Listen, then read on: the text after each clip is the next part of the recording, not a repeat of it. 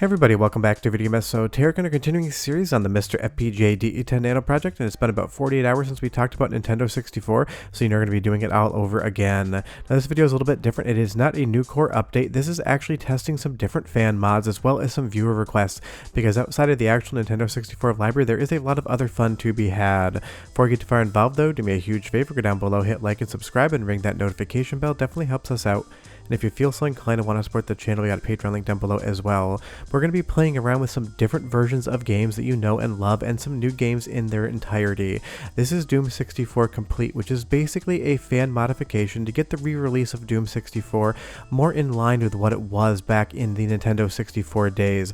It's taking that re-release assets and other things such as the lost levels and bringing them back down to run on a real Nintendo 64, or in this instance a MiSTer FPGA core pretending to be a Nintendo 64. And that is awesome. It's not just the retail library we care about running, it is all of these different pivots to games that you know and love running on the core, which matter as well. And this version, Doom 64 Complete, is such a great version of Doom 64. It changes up a lot of things. You can get green blood like in the Japanese release as well, but you also get the lost levels, which is a ton of fun and just more Doom 64 for you to enjoy. This is something that does run on real hardware, so taking a look at it on the core, I can't tell any difference between this and using my real Nintendo 64, outside of the fact that that system is only S-Video and I'm not getting as clear of a capture if I actually use real hardware. And this is why it's so much fun to be able to have a core like this, especially if you don't have an EverDrive. It allows you to play games that you own, different versions of them, on the core to get new experiences, because the lost levels here is so much fun, but trust me, they're definitely much harder than the base game, so be prepared to die and die a lot. But Doom 64 was such an interesting pivot to the Doom formula, and having it here on the core in this new version is awesome. And I know a lot of you guys asked me to test different ROM hacks and fan mods, and that's what we are doing today. I will have a couple of regular viewer request tests in here as well though, so if there's something you haven't seen yet, do leave me a comment down below and tell me what you'd like to see. But again, Doom 64 is a game that's only been running correctly on the core in like the last 6 weeks or so. It used to be that you'd get big red boxes showing the different polygon matrices behind the actual sprites. That got fixed up maybe the beginning of October or end of September, even I lose the timeline now. But now you can play Doom 64, whichever version you want on the core, and Doom 64 Complete is definitely the version I would recommend to you. It isn't really worth it to play the vanilla base game anymore now that we have this Night Dive Studio deconversion on the actual hardware, and that's where this is coming from. And I just love what Doom 64 does on the Nintendo 64 with the lighting models, with all of the new character and enemy sprites. Everything about this game is just so unique. I loved it back in the day. But just like the 32X version of Doom, this new version here is just going to be so much more fun to play. Just be aware that if you do not modify your Nintendo 64 database file, you want to load the original Doom 64 first, get it booting, and then load Complete, or else you'll get a checksum failure. Maybe I'll teach you guys how to modify that Nintendo 64 database file in the future, but for now that's what I recommend. But definitely check out Doom 64 Complete, 10 out of 10 in my book. Now another game that's definitely 100% worth checking out is going to be F-Zero Climax. This is a complete reworking of the F-Zero on the Nintendo 64 with completely different courses and new features. And again, it's one of those things, you guys have been asking to see more of these different versions of games that could run on the core to find out if they're running or not, and F-Zero Climax is just a game that you can pick up, play today, and if there's any difference between this and the real hardware, I would not have any idea whatsoever. And it's just more of a good thing. Who doesn't want more F-Zero on Nintendo 64, more tracks, different areas, things like that to play around with. It's so awesome that the fan community does things like this in the first place. They keep Nintendo 64 alive, just like a lot of fan communities keep other consoles alive, because the library for the Nintendo 64 is a static, non-moving sort of thing. There's only so many games I can test, but having these mods just increases that volume. And I will say that it does play around with some of the soundtrack elements as well, and again, the sound is absolutely spectacular, so go ahead and listen for like 45 seconds and I'll be back with more games that work. You got boost power!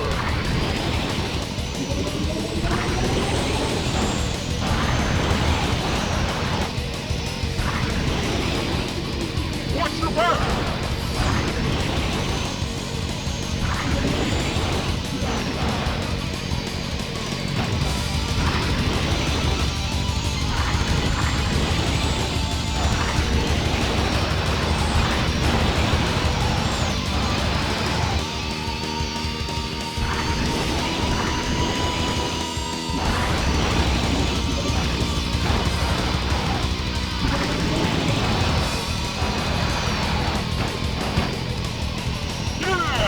Just sounds great, and I love all the voice samples in there as well, but there's different cups within this game, and you should definitely check out all of them, and tell me down below if you knew this modification existed or not, because it does seem like sometimes when I actually show you guys some mods, some people aren't actually aware that they did exist in the first place. But it's so much fun to have something like this just working on the current core. And again, if you want to play this and don't want to modify that database file, just go ahead and load up the vanilla version of F-Zero, then load up this version secondarily, and you will pass that checksum fail. But again, if you want to see the modifications to those text files, let me know and maybe I'll sneak it into a future video. But just playing around with this, I love how much more there is to explore once you get into these type of games. It's basically an entirely new F-Zero that never existed back in the day that you can now play on MiSTer FPGA, and who could possibly complain about that? F-Zero is so fast, it's so vibrant, it's so colorful, and it's got such great controls and music. This is definitely one of the best games in the series, but I still stand by the fact that the best F-Zero game ever made was made by Sega, not Nintendo. I don't think many people would dispute me on that one either, but it is kind of funny that what is considered the best F-Zero game ever was not made by Nintendo whatsoever. Sega had their hand in it completely. But I've gotten completely off track now. Do be aware that not every single different version of a game you play is going to change much whatsoever though. Everyone's been asking for Mortal Kombat Trilogy retest, and here it is, but I am using a version of the ROM that's allowing all of the different characters to be unlocked from the beginning, because sometimes some of the unlock conditions on these secret characters in games or different tracks or things like that can take multiple dozens of hours or attempts to actually do, and sometimes you need to be so incredibly good at the game, it might take you months to actually see all the content. Do be aware that pretty much all of these different patches run on the current MiSTer core. I haven't found one that doesn't yet. So this way, if you just want to pick up and play Mortal Kombat Trilogy, maybe get some two-player games and with your friends, you don't need to spend dozens of hours trying to unlock every single character within the game just to enjoy the full experience. But again, this is just running so well on the current core. The controls are responsive. I'm able to pull off combos in different moves that I do remember. Just be aware, I'm not the biggest Mortal Kombat fan in the world, so this isn't high-level play. If we were talking about the Neo Geo core, I might be doing just a little bit better. But it is such a quality of life improvement to have things like this working on the core, because it just lets you have more fun quicker versus back in the day when you had to spend hours trying to unlock something. There's so many different racing games, so many different fighting games with hidden courses or hidden fighters that you can just play right off the top, and a lot of you have been asking me whether or not these work on the current core, and I can tell you that I haven't found one yet that doesn't. But all of this just being here is so much fun. All of the backgrounds, all of the sprites, all of the parallax scrolling, it is just working, and it hasn't been that long since Mortal Kombat Trilogy didn't have that statement be true. There used to be a lot of sprite glitching or other oddities within the actual game in and of itself, but now when you're playing, if there's any differences between real hardware, again, I would have no idea. Now that I'm on to the third round in the game, this is where I just continually lose. For some reason, the difficulty just completely ramps up on round 3. And that's why, for me at least personally, if I actually wanted to unlock every single character, I'd probably never get it done, at least not on Nintendo 64, maybe on an arcade stick on another console I could pull it off. But that's why patches like this really do matter. More fun, quicker, and again, testing them on the core lets us get a look at whether or not they are working, and that is always fun. But if there's other patches out there, other versions of games that you do want to see that aren't in the normal Nintendo 64 library, do tell me down below, because I'm going to be testing more of these in the future and interspersing them in different videos. But again, Sindel here, round 3, it's just going to absolutely destroy me. This game is brutal. It is not here to be your friend, and even though there's not any quarters involved like an arcade experience, it still wants to take you up back, mug you, and steal your money, whether you're on the Nintendo 64 or any other platform. It is a hard game, and I'm not that great at it. Now moving over to a viewer request test, I actually got a lot of requests for Tonic Trouble, which was surprising to me, because while I do have this game in my collection, it's probably been about like a decade or so since I've actually even taken a look at it. And big thanks to Andy D, this is his capture of the week for this video. Kind of feels a little bit like Banjo-Kazooie, except with a completely different property, and that's what happens when you drink Mountain Dew. Weird things just do happen. I'm not sure if that's supposed to be Mountain Dew, but it's what the vibes I'm getting are. And again, the Nintendo 64 has a metric crap ton of platformers, and this is just another one of them. It is not a bad game by any stretch of the imagination, but compared to the other platformers on the system, it doesn't reach the upper echelons, and that's why I feel like a lot of people, at least me included, seem to forget it exists. But based on comments, a lot of people do have some fond memories of Tonic Trouble, and if you want to play it on the current core, it just works. It's definitely a difficult game, it's definitely going to fight you, and the one-hit kills are annoying, but the soundtrack's quite good, so listen, and I'll be right back.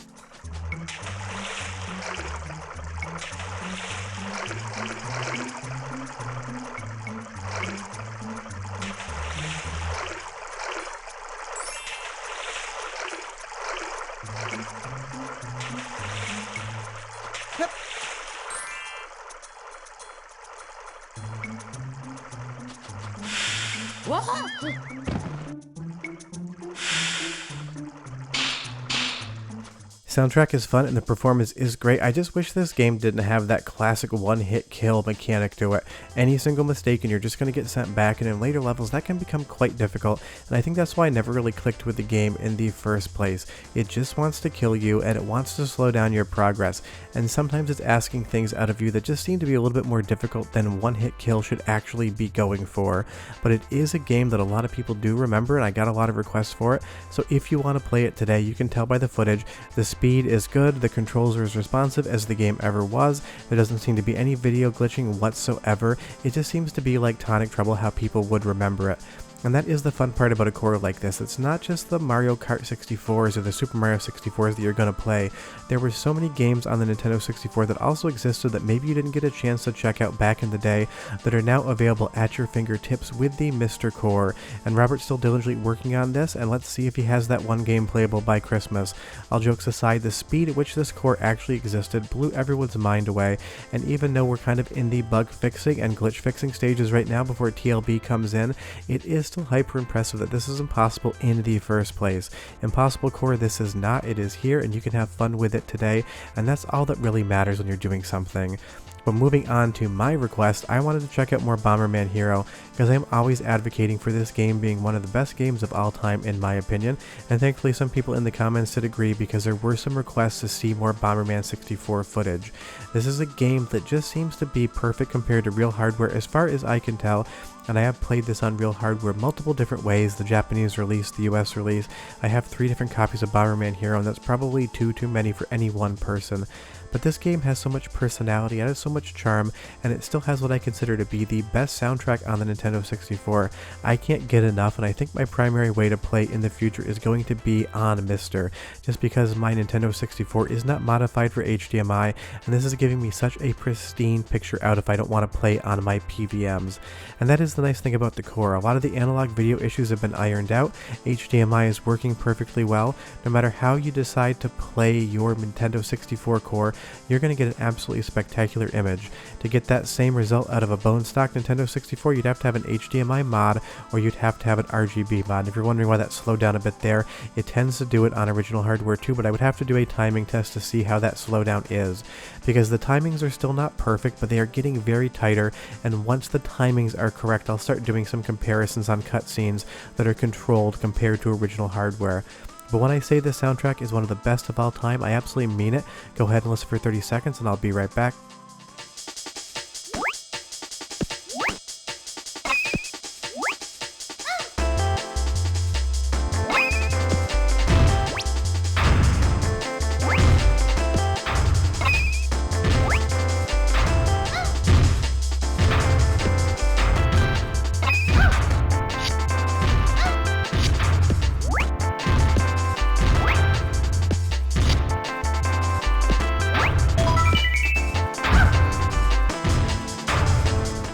It's just one of the best soundtracks ever put to video game in my opinion, and it sounds absolutely spectacular on the core.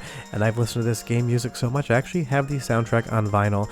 If you are a vinyl soundtrack collector, definitely pick up a copy. It's got some of the best jacket art of all time of any vinyl of any genre that I've ever seen. It is just a 10 out of 10, but that has nothing to do with the core.